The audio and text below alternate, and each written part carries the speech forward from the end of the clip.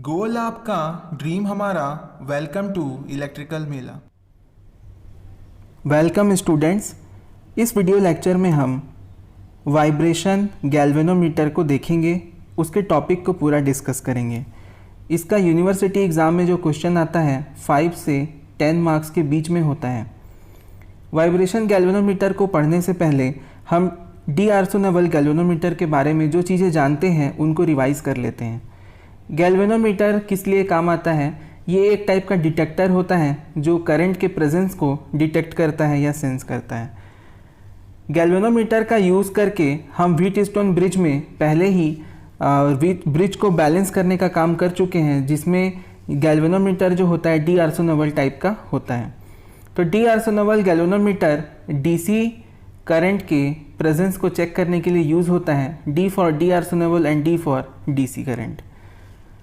इस तरीके से ये डायग्राम है आपके डी आर्सोनेवल गैल्वेनोमीटर का। चलिए आज के टॉपिक में चलते हैं। आज का जो हमारा टॉपिक है वो है वाइब्रेशन गैल्वेनोमीटर। वाइब्रेशन गैल्वेनोमीटर, इसका जो डायग्राम है ये आप यहाँ पे देख सकते हैं। इसका ये डायग्राम है, इस तरीके से ये होता है। इसका अंदर का जो स्कीमेटिक डायग्राम है वो भी हम आगे देखेंगे। पहले हम थोड़ा डेफिनेशन के बारे में देख लेते हैं, क्योंकि आपको क्वेश्चन का आंसर लिखते समय सबसे पहले डेफिनेशन लिखना होता है। वाइब्रेशन गैल्वेनोमीटर डेफिनेशन है the galvanometer in which the oscillation frequency of moving element. ध्यान दीजिए, oscillation frequency of moving element and the measured current and the measuring current becomes equal is known as the vibration galvanometer। इस तरह का galvanometer जिसमें moving element की जो frequency है वो और जिस करंट को हमको मेज़र करना है उसकी फ्रीक्वेंसी दोनों इक्वल हो जाते हैं, उस तरह के गैल्वेनोमीटर को हम वाइब्रेशन गैल्वेनोमीटर कहते हैं। It uses for detecting the alternating current और अल्टरनेटिंग इलेक्ट्रोमोटिव फोर्स। इस तरह के गैल्वेनोमीटर का यूज़ अल्टरनेटिंग करंट के डिटेक्शन के लिए या फिर इलेक्ट्रोमोटिव फोर्स के डिटेक्शन के लिए किया जाता है। तो फ्रेंड्स, इसमें जो डेफिनेशन है हमारे पास, ये डेफिनेशन आप लिख लीजिए, नोट कर लीजिए, और एग्ज़ाम में क्वेश्चन आए तो पहले ये दोनों बातों को लिखिएगा। पहला पॉइंट ये है कि जो गैल्वेनोमीटर है ऐसा टाइप का गैल्वेनोमीटर जिसमें कि ऑसिलेशन फ्रीक्वेंसी, किसकी, मूविंग एलिमेंट की ऑसिलेशन फ्रीक्वेंसी जिस करंट को मेज़र करना है उसकी फ्रीक्वेंसी के बराबर हो जाती है, तो उस टाइप के गैल्वेनोमीटर को गैल्वेनोमीटर कहते हैं। इसका यूज़ अल्टरनेटिंग करंट या अल्टरनेटिंग ईएमएफ के डिटेक्शन के लिए किया जाता है। इस तरीके से हमारा जो डेफिनेशन वाला पार्ट है क्वेश्चन का वो कंप्लीट हो जाएगा। इसके बाद आपको बताना है working principle of vibration galvanometer, कि ये वाइब्रेशन गैल्वेनोमीटर वर्क कैसे करता है। इसको भी देख लेते हैं। When an alternating current is passing through the moving element, आपको पता है कि मूविंग एलिमेंट में क्या होता है, करंट पास होता है जिस करंट को हमको मेज़र करना है। तो गैल्वेनोमीटर के जब मूविंग एलिमेंट में अल्टरनेटिंग करंट पास होता है तब deflecting torque produces because of which the coil vibrates. Deflecting torque produces because of which the coil vibrates. Deflecting torque produce होता है जिसकी वजह से कॉइल हमारा वाइब्रेट करने लगता है। If the vibration frequency of the moving element is equal to the frequency of the measurand current, अगर जो मूविंग एलिमेंट है उसकी वाइब्रेशन फ्रीक्वेंसी जिस करंट को मेज़र करना है उसकी फ्रीक्वेंसी के बराबर हो जाती है, तो moving element vibrates with large amplitude. तब हमारा जो मूविंग एलिमेंट है वो वाइब्रेट करने लगता है ज़्यादा एम्पलीट्यूड के साथ में। ये हमारी वर्किंग थी वाइब्रेशन गैल्वेनोमीटर की। तो डेफिनेशन के जस्ट बाद आप लिखिए working principle of vibration galvanometer. अब आप दो टाइप बता दीजिए। Vibration galvanometer are of two types.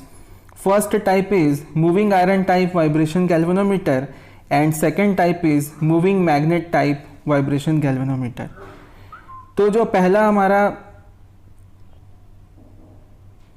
इसके बाद हम देख लेंगे हमारा जो पहला moving iron type vibration galvanometer है वो। उसको देखने के पहले जो हमारा दो टाइप है हमने यहाँ पे देख लिया, moving iron type vibration galvanometer और moving magnet type vibration galvanometer. तो इन दोनों की जो कॉमन थ्योरी है, जिस थ्योरी पे हमारा गैल्वेनोमीटर वर्क करता है, उसको हम देख लेते हैं। Theory of vibration galvanometer. मान लेते हैं let I be the current passing through the coil of a vibration galvanometer. मान लो कोई ऐसी करंट है जिसका इक्वेशन दिया जाता है आई बराबर capital I M sine omega T ampere से, और ये जो करंट है ये हमारा फ्लो हो रहा है किसमें, गैल्वेनोमीटर में, जो मूविंग कॉइल है उसमें फ्लो हो रहा है, जिसके कारण डिफ्लेक्टिंग टॉर्क प्रोड्यूस होता है, क्योंकि जो हमारा मूविंग एलिमेंट है वो दो मैग्नेट के या किसी मैग्नेटिक फील्ड के बीच में है, जिसके कारण उसमें डिफ्लेक्टिंग टॉर्क प्रोड्यूस होता है, जिस टॉर्क को हम बोलते हैं टी डी बराबर जी आई। तो जी इंटू जी हमारा होता है गैल्वेनोमीटर कांस्टेंट, ठीक है, और उसको डिस्प्लेसमेंट कांस्टेंट भी कहते हैं। ये क्या होता है, डिस्प्लेसमेंट कांस्टेंट भी कहलाता है। तो टी डी बराबर G into I M sine omega T हो जाएगा। फिर अगर हम मोशन के इक्वेशन को देखें, जो मोशन हो रहा है मूविंग कॉइल में, उसके इक्वेशन को देखें तो ये होता है T J plus T D plus T C is equal to T D. T D means हमको पता ही है डिफ्लेक्टिंग टॉर्क है, टी सी मतलब होता है कंट्रोलिंग टॉर्क, और टी डी मतलब होता है डैम्पिंग टॉर्क, और टी जे मतलब होता है इनर्शिया टॉर्क, इनर्शियल टॉर्क। कुछ इनर्शिया होता है उसके अंदर, मूविंग एलिमेंट के अंदर, उसके कारण वो वाला टॉर्क भी उसमें काम करता है। तो T J plus T D plus T C equal to T D होता है। The equation of motion is also expressed as, तो देखिए यहाँ पर जो टी सी है उसका वैल्यू क्या होता है के थीटा, वो रख दिए हम लोग। टी डी की वैल्यू यहाँ से निकाल के यहाँ रख दिए G I M sine omega T, और डैम्पिंग टॉर्क की वैल्यू रख देते हैं D into D theta by D T, और टी जे की वैल्यू रख देते हैं जो कि इनर्शियल टॉर्क है J D two theta by D T. इस तरीके से ये इक्वेशन मिल जाता है। ये इक्वेशन है मोशन का, जो मूविंग कॉइल मोशन करेगी उसका इक्वेशन है। और यहाँ पे सारे कांस्टेंट को बताया गया, जो कैपिटल टी है डैम्पिंग कांस्टेंट है, कैपिटल के कंट्रोलिंग कांस्टेंट है, और जे है कांस्टेंट ऑफ इनर्शिया, और जी है डिस्प्लेसमेंट कांस्टेंट, और थीटा है एंगल ऑफ डिफ्लेक्शन, जिस एंगल से हमारा जो मूविंग कॉइल है वो मूव करता है, डिफ्लेक्ट होता है। एक नोट पॉइंट है, ये भी नोट कर लीजिए आप लोग। The amplitude of the vibration galvanometer increased by increasing the damping constant ji. The constant damping increases by using the coil of large area along with maximum number of turns. मतलब कि यहाँ पे ये बताया गया है कि अगर हम g को बढ़ा देते हैं, डिस्प्लेसमेंट कांस्टेंट को अगर हम बढ़ा देते हैं, ठीक है, तो क्या होगा उसके कारण, डिस्प्लेसमेंट कांस्टेंट को बढ़ाने के कारण ये होगा कि जो कॉइल है, ठीक है, बढ़ाने के कारण हमको क्या मिलेगा, लार्ज इंक्रीज क्या मिलेगा हमको, एम्पलीट्यूड ऑफ वाइब्रेशन जो है वो उसकी वैल्यू बढ़ जाएगी।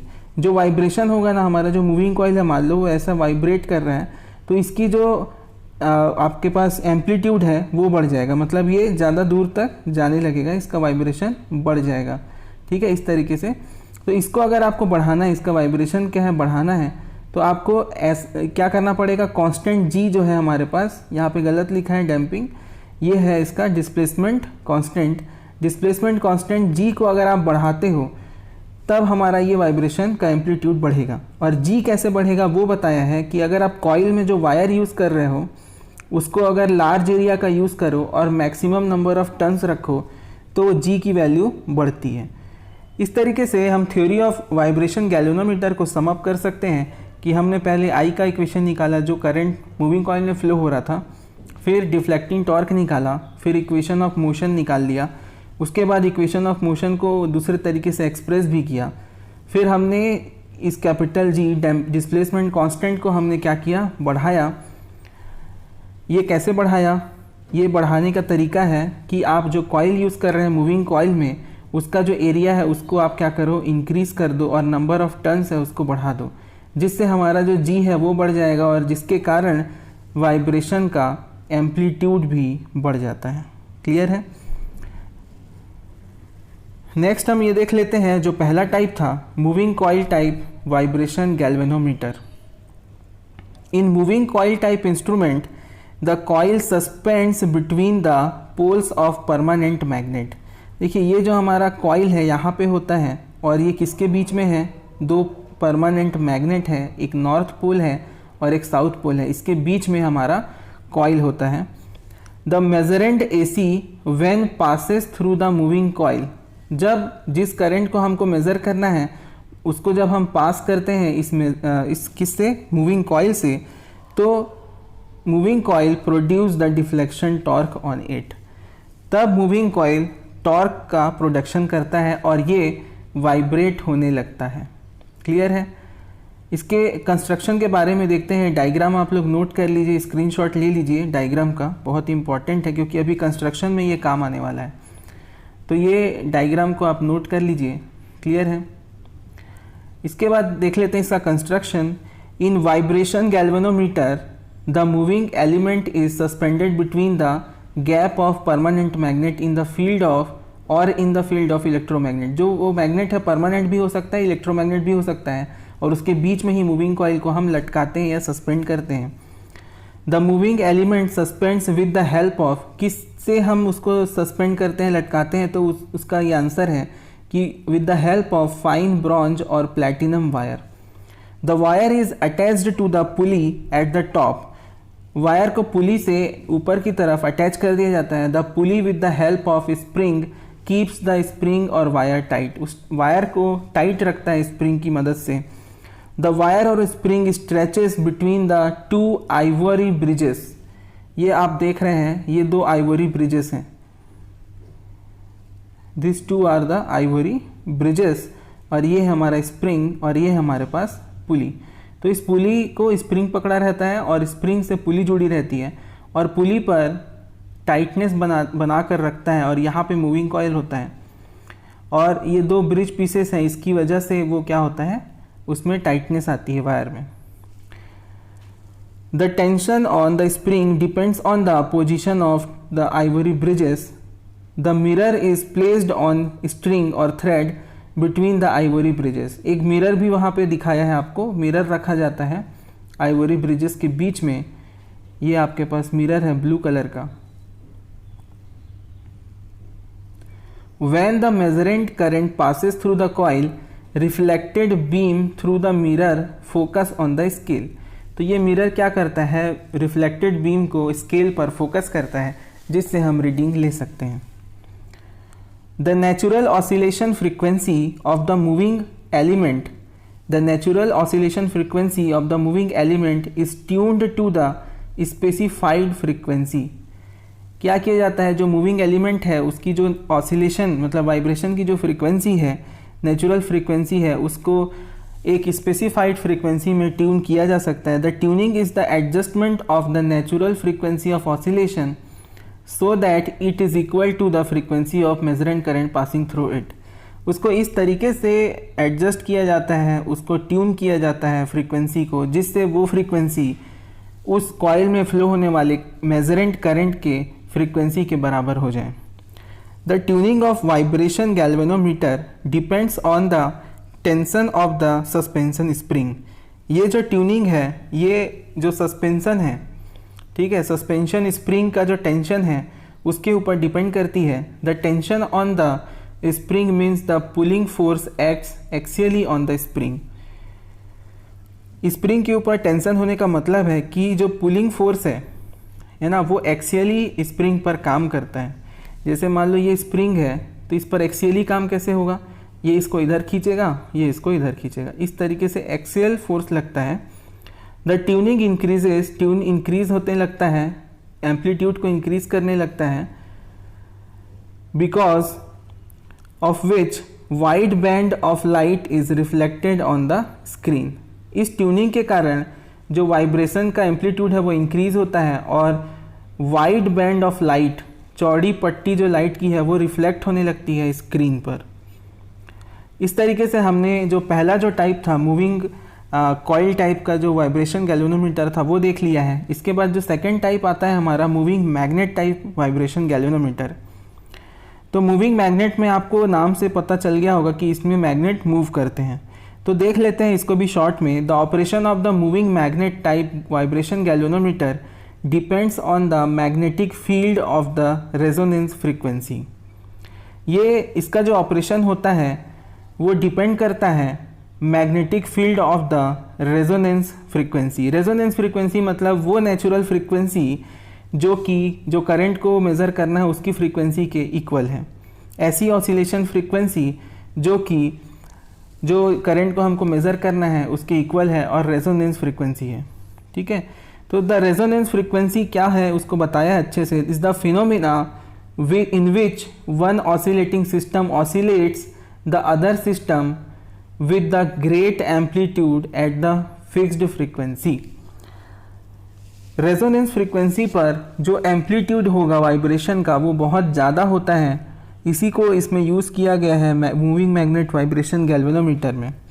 The frequency at which the relative amplitude becomes maximum is known as the resonance या रिस्पॉन्स फ्रीक्वेंसी। वो फ्रीक्वेंसी जिस पर रिलेटिव एम्पलीट्यूड बहुत ज़्यादा हो जाता है, अधिकतम हो जाता है, उस फ्रीक्वेंसी को रिस्पॉन्स फ्रीक्वेंसी कहा जाता है। अगर आप इस डायग्राम को देखें moving magnet type vibration galvanometer को, तो आपको दो मैग्नेट यहाँ पे नज़र आएंगे, N और S, दो पोल हैं और यहाँ पर AC वाइंडिंग की गई है और बीच में एक और मैग्नेट रखा गया है। In moving magnet type instrument, the small piece of magnet is suspended between the poles of two permanent magnet along with the mirror। यहाँ पे हमने देखा ही है कि एक स्मॉल पीस ऑफ मैग्नेट को दो मैग्नेट के बीच में रखा गया है। The measured current passes through the coil because of which the magnetic field develops around them।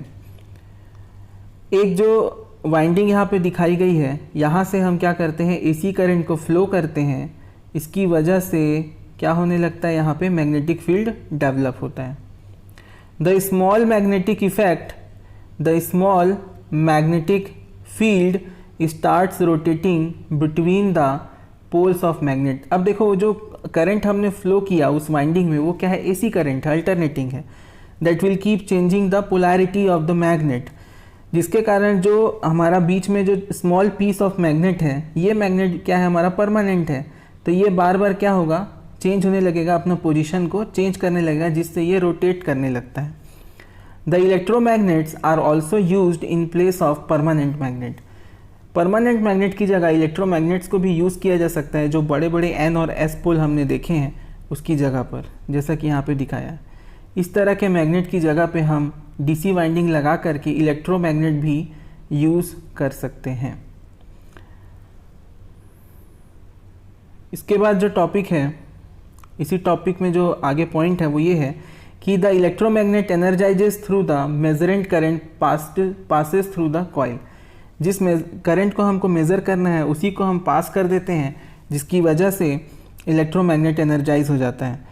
In moving magnet type vibration galvanometer, the tuning between moving system and the frequency can be done by adjusting the tension or suspension of the spring। Spring के suspension या उसके tension को बदलने से जो हमारा moving system है और उसकी जो फ्रीक्वेंसी है वो दोनों क्या होते हैं, आपस में मैच करने लगते हैं, इक्वल होते हैं।